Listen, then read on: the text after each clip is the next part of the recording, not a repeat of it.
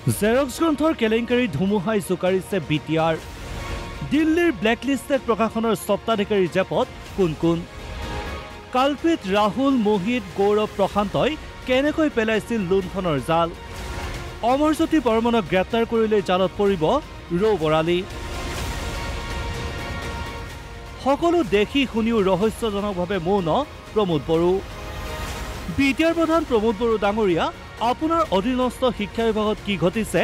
এবাৰ খবৰ ৰাখিছেনে বিটিআৰত কাহিনীও মচিব নোৱাৰা কলংকহনা জেৰক্স গ্ৰন্থৰ কেলেংকাৰীৰ কলা কাহিনী দেখি শুনিও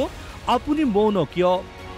তদন্তৰ নামত এখন তথাকথিত কমিটি গঠন কৰি বিটিচিৰ সহজ সৰল ৰাইজক কিমান প্ৰতাৰণা কৰিব আপুনি কাৰ সাহসত কলংকিত শিক্ষা সচিব অমৰজ্যোতি বৰ্মন আৰু বড়োলেণ্ড বিশ্ববিদ্যালয়ৰ পুথিভঁৰালী খগেনে কোটি টকাৰ উৎকোচ ল'লে সেয়া বিটিআৰবাসীৰ নিশ্চয় বুজিবলৈ বাকী নাই আপোনাৰ একান্তই ঘনিষ্ঠ তথা ইউপিপিএলৰ সদস্য শব্দৰাম ৰাভাৰ অধ্যক্ষতাত গঠন হোৱা তদন্ত কমিটিক ইতিমধ্যে বিটিআৰবাসীয়ে হাস্যকৰ আখ্যা দিছে চলি থকাৰ সময়ত তদন্তক যাতে বিপথে পৰিচালিত কৰিব পাৰে অমৰজ্যোতি বৰ্মন ডাঙৰীয়াই এতিয়াও যিহেতু তেওঁ ছেক্ৰেটাৰী এডুকেশ্যনৰ দায়িত্বত অধিষ্ঠ হৈ আছে এইটোৱেই বিচাৰিছে নেকি তাৰ মানে নিশ্চিত ক'তবা নহয় ক'তবা ডালমেটো খোজ কালাহে আৰু লাষ্টত এটাই কথা ক'ব মই বিচাৰিছোঁ অৱশেষত যে আজি প্ৰমোদ বড়ো ডাঙৰীয়াই হয়তো ক'ব পাৰে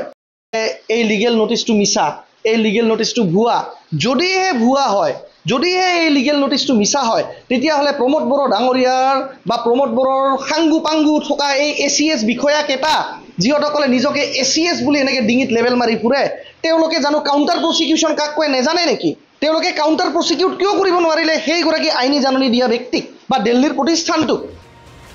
দিল্লীৰ ব্লেকলিষ্টেড প্ৰতিষ্ঠানৰ নিৰ্দিষ্ট একাউণ্টত বিটিআৰ শিক্ষা বিভাগৰ পৰা কোটি টকা মুকলি কৰি দিয়াৰ পিছতো মিথ্যাচাৰত লিপ্ত চিএম প্ৰমোদ বড়ো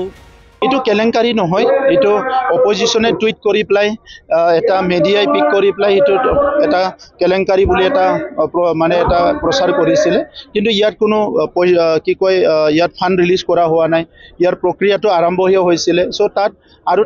স্পষ্টভাৱে কৈছে যে পাইৰেচি কিতাপবিলাক কিনিছে বুলি কেনে গতিকে কিতাপটো পাইৰেচি হৈছে নে নাই এইটো চাবৰ কাৰণে আচলতে কিতাপ পোৱাবিলাকে কৈছে যে কিতাপটো ভাল তো এইকাৰণে পাইৰেচি হৈছে নে নাই এইটো তদন্ত কৰিবৰ কাৰণে আমি এটা কমিটি গঠন কৰি দিছোঁ কমিটিয়ে ফাৰ্ষ্ট ফেজ মিটিং কৰি গ'ল এতিয়া second phase third phase meeting কৰি ৰিপৰ্ট দিব সেই হিচাপে একশ্যন হ'ব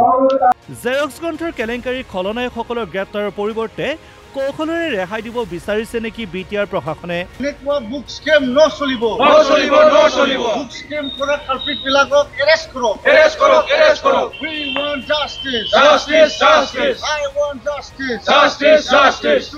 কাৰ সন্দুকত সোমাই আছে উৎকোচৰ 1.5 কোটি টকা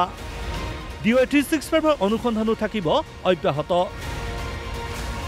কোকৰাঝাৰৰ পৰা সমৰ বসুমতাৰীৰ সহযোগত ৰাতুল ৰঞ্জন চৌধুৰীৰ ৰিপৰ্ট DY 365